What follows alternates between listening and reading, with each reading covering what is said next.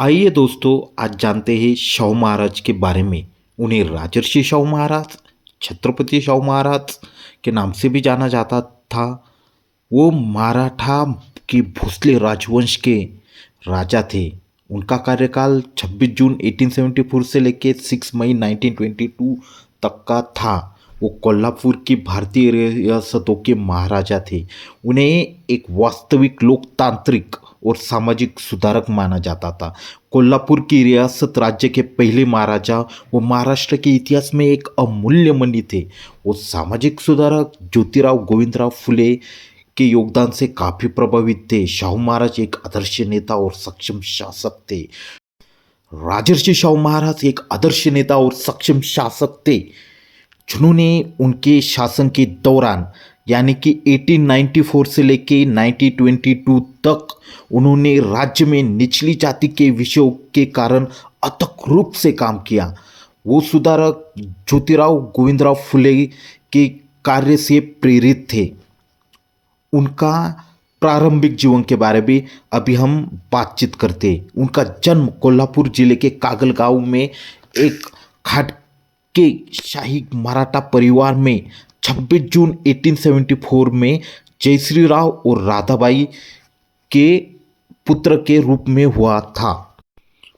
उस टाइम जयसिंहराव घाटगे गांव के प्रमुख थे। जब उनकी माता राधाबाई एक शाही परिवार से संबंधित थे। नौजवान यशवंतराव ने अपनी मां को खो दिया था जब वो केवल 3 साल के ही थे। 10 साल की उम्र तक उनकी शिक्षा उनके पिता द्वारा पर्यवेक्षित की गई थी।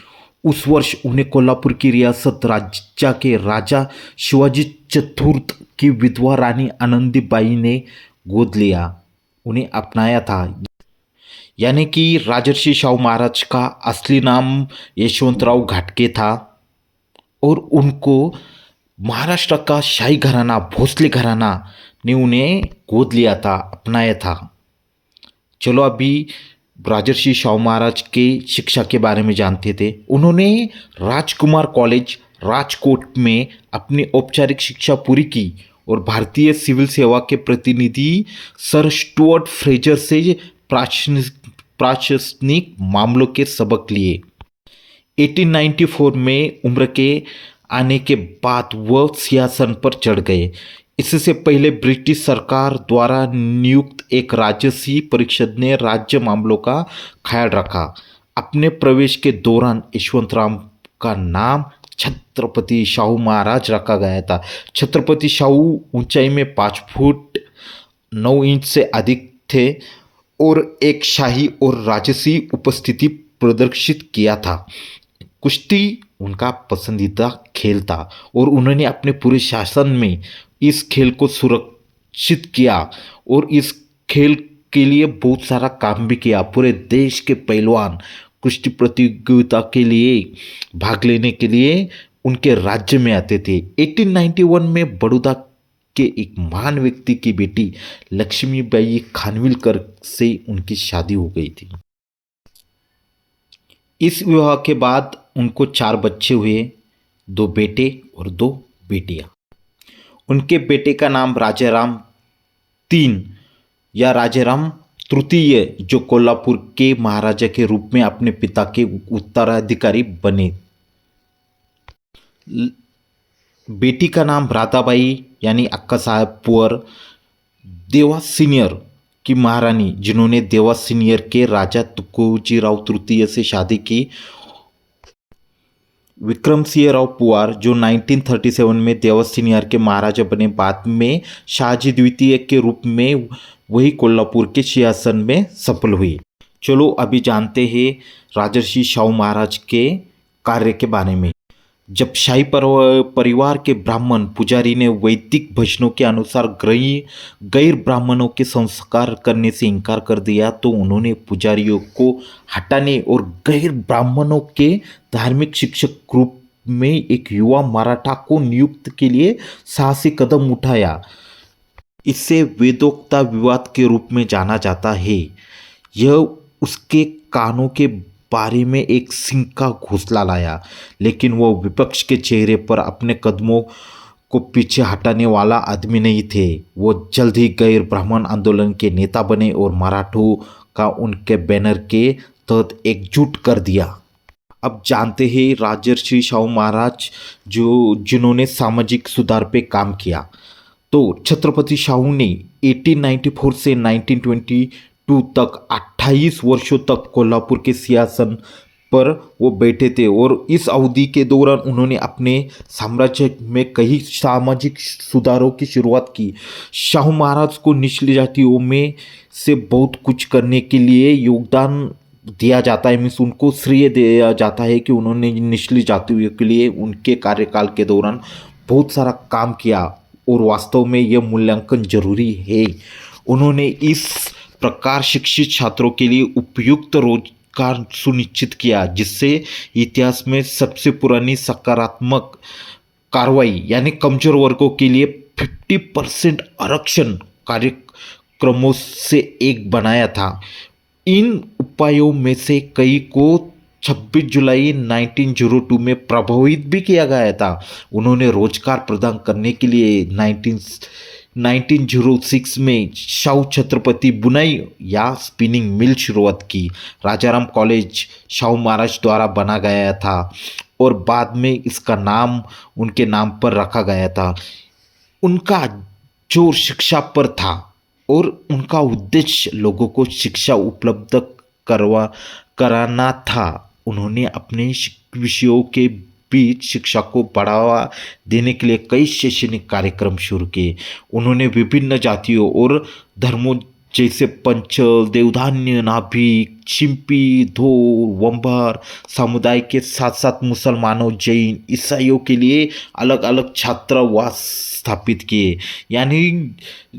यानी समाज के अलग अलग स्तर, अलग अलग जातियों, अलग अलग धर्मों सबके लिए उन्होंने शिक्षा प्राप्त करने की व्यवस्था की। उन्होंने समुदाय के सामाजिक रूप से संगठन खंडों के लिए मिस क्लार्क बोर्डिंग स्कूल की स्थापना तक की। उन्होंने पिछड़ी जातियों के गरीब लेकिन मेधावी छात्रों के लिए कई छात्रवृत्तियां पेश की। उन्होंने अपने राज्य में सभी के लिए एक अनिवार्य मुफ्त प्राथमिक शिक्षा शुरू की। मुफ्त प्राथमिक शिक्षा उन्होंने सभी के लिए स्टार्ट की। ये एक बहुत बड़ा कदम है शिक्षा के ओर। उन्होंने वैदिक स्कूलों की स्थापना की जिन्होंने सभी जातियों और वर्गों के छात्रों के लिए सिखाना और संस्कृत शिक्षा को प्रचारित करने में सक्षम बनाया। उन्होंने बेहतर प्रशासकों में उन्होंने गांव के लिए प्रमुख या पेटिल के लिए विशेष विद्यालय भी शुरू किए। शाहू महाराज समाज के सभी स्तरों के बीच समानता का एक मजबूत समर्थक थे और ब्राह्मणों को कोई विशेष दर्जा देने से उन्होंने इनकार किया था। उन्होंने ब्राह्मणों के रॉयल धार्मिक सलाहकार पदों से हटाने के लिए जब उन्होंने कदम बढ़ाया तो एक गैर ब्राह्मणों के लिए धार्मिक संस्कार करने से इनकार भी कर दिया था। उन्होंने पद में एक युवा मराठा विद्वान की नियुक्ति की जो ब्राह्मण संभालते थे। उस पद पे उन्होंने एक युवा मराठा इन विद्वान का नियुक्ति किया और उन्हें क्षत्र जगत गुरु का खिताब भी दिया। यह घटना शाहू महाराज के गैर ब्राह्मणों को वेदों को पढ़ाना और पढ़ाने के लिए प्रोत्साहित करने के साथ महाराष्ट्र में वेदोक्ता विवाद का कारण बन गई। विवाद ने समाज के अभिजात वर्ग के विरोध से विरोध का तूफान लाया। छत्रपति के शासन का एक दुष्परिणाम था। उन्होंने 1916 के दौरान निपानी में दक्कन राइट एसोसिएशन की स्थापना की। एसोसिएशन ने गैर ब्राह्मणों के लिए राजनीतिक अधिकारों का सुरक्षित करना और राजनीति में उनकी समान भागीदारी को आमंत्रित करने की मांग की। राजर्षि शाहू महाराज ज्योतिबा फुले के कार्य से प्रभावित थे और उन्होंने फुले द्वारा गठित सत्य शोधक समाज का संरक्षण किया। अपने बाद के जीवन में हालांकि वो आर्य समाज की तरफ चले गए, बट उस टाइम पे उन्होंने महात्मा ज्योतिबा फुले के कार्य को प्रेरणा तक दी। 1903 में उन्होंने किंग एडवर्ड फोर्थ और रानी अलेक्जेंड्रा के कोरोनेशन में भाग लिया और उस वर्ष में मई उन्हें मानद उपाधि LLD प्राप्त हुई कैम्ब्रिज विश्वविद्यालय से। छत्रपति शाहू ने जाति अलगाव और अस्पृश्यता की अवधारणा को खत्म करने के लिए बड़े प्रयास किए। उन्होंने अस्पृश्य जातियों के लिए सरकारी नौकरी में शायद पहली ज्ञात आरक्षण प्रणाली शुरू की।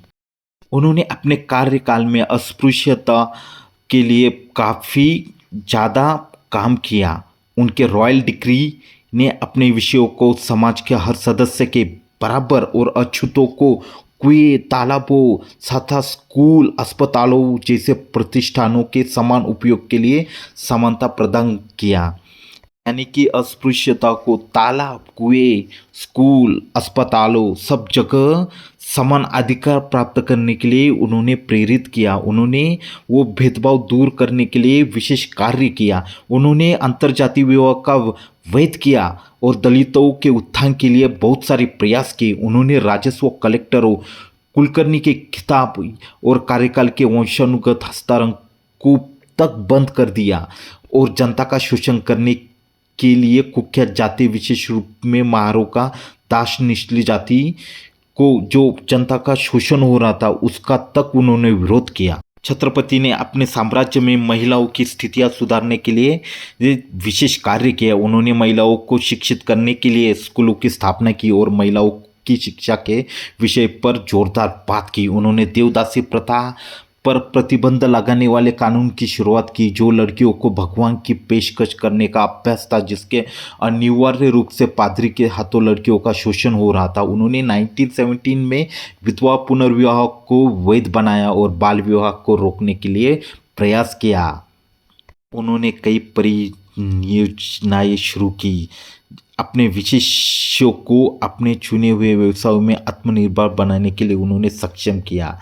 छत्रपति शाहू महाराज स्पिनिंग और बुनाई मिल समर्पित बाजार स्थान किसानों के लिए सहकारी समितियों की स्थापना छत्रपति ने अपने विषयों का व्यवहार में मध्य पुरुष से कम करने के लिए पेश की थी। उन्होंने कृषि प्रथाओं का आधुनिकीकरण करने के लिए उपकरण खरीदने के लिए किसानों को क्रेडिट उपलब्ध करवाया और किसानों को फसल उपज और संबंधित प्रतियोगिता को बढ़ाने के लिए किसानों को सिखाने के लिए राजा एडवर्ड कृषि संस्थान की स्थापना की।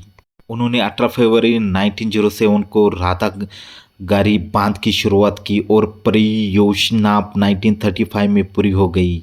बांध छत्रपति शाहू के दृष्टिकोण को उनके विशेष के कल्याणों की प्रति प्रमाणित करता है और कोल्हापुर को पानी में आत्मनिर्भर बनाता है। यानी कि उन्होंने जाति भेदभाव दूर करने के लिए काम किया। उन्होंने महिलाओं की शिक्षा के लिए काम किया। उन्होंने किसानों के लिए काम किया। किसानों को क्रेडिट से लेके किसानों को कृषि संस्थान की स्थापना की। फिर जो किसान के लिए सबसे ज़रूरी पानी है उसमें आत्मनिर्भर बनाने के लिए तक उन्होंने बांध की स्थापना की। कला और संस्कृति का एक महान संरक्षक थे और संगीत और ललित कला से कलाकारों को प्रोत्साहित करते थे। उन्होंने लेखकों को और शोधकर्ताओं को उनके प्रयासों में समर्थन किया। उन्होंने जिम्नासियम और कुश्ती पिच स्थापित किए और युवाओं के बीच स्वस्थ चेतना का महत्व प्रकाश डाला। इससे आप जान गए होंगे कि राजर्षि शाहू महाराज सामाजिक, राजनीतिक, शैक्षिक, कृषि और सांस्कृतिक क्षेत्रों में उनके मौलिक योगदान ने उन्हें राजर्षि का खिताब अर्जित किया, जिसे कानपुर के कुर्मी योद्धा समुदाय ने उन्हें दिया था। वो महात्मा ज्योतिराव फुले के साथ साथ डॉक्टर भीमराव बाबा साहेब अम्बेडकर के साथ वो एसोसिएशन में थे। युवा भीमराव की मान बुद्धि और अस्पृश्यता के बारे में उनके क्रांतिकारी विचारों से राजा बहुत प्रभावित थे। दोनों ने 1917 से लेकर 1920 के दौरान कई बार मुलाकात की और जाति अलगाव के नकारात्मक को खत्म करने के लिए उन्होंने विशेष कार्य किया। 1920 के दौरान अस्पृश्यों के सुधार के लिए उन्होंने एक सम्मेलन का आयोजन किया और छत्रपति ने डॉक्टर अंबेडकर को उसका अध्यक्ष बनाया था। उनका मानना था कि डॉक्टर भीमराव बाबा साहेब अम्बेडकर नेता थे जो समाज के अलग अलग हिस्सों में सुधार के लिए काम कर रहे थे। उन्होंने रुपये के स्वरूप में डॉक्टर बाबा साहेब अम्बेडकर की हेल्प की। उन्होंने पैसों का दान किया इस सामाजिक सुधार के लिए। डॉक्टर अंबेडकर को 2500 जब उन्होंने 31 जनवरी 1920 को अपना अकबर मुकनायक शुरू किया, तब उन्होंने मदद की थी। उसी के कारण के लिए बाद में योगदान किया उनका संगठन 1922 में छत्रपति की मृत्यु तक चली। यानी कि आप जान गए होंगे, जो डॉक्टर बाबा साहेब अम्बेडकर ने मुकनायक शुरू किया था, जो वो अकबर शुरू किया था, वो चलाने के लिए राजर्षि शाहू महाराज में ने उन्हें आर्थिक मदद की थी।